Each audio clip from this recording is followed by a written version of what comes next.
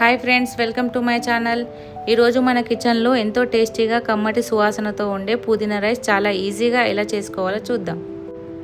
ముందుగా ఒక mixie jar తీసుకొని శుభ్రంగా కడిగి పెట్టిన పుదీనాను వేసి అలాగే కొద్దిగా నిమ్మరసం, సాల్ట్, వాటర్ పోసి మిక్సీ పట్టుకొని పక్కన పెట్టుకోవాలి.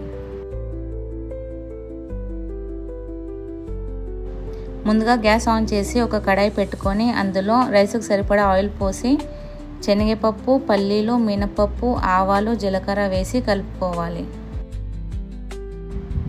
అలాగే 2 ఎండుమిర్చీలు వేసుకోవాలి. కట్ చేసిన పచ్చిమిర్చి కూడా వేసి కొద్దిగా కరివేపాకు వేసుకొని కలుపుకోవాలి.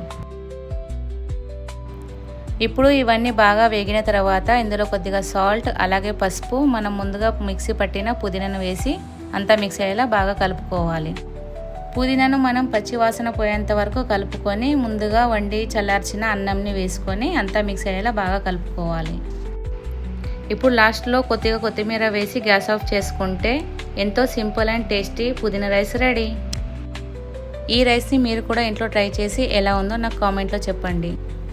అలాగే ఒక లైక్, షేర్ మరియు నా ఛానల్ని సబ్స్క్రైబ్ చేసుకోండి.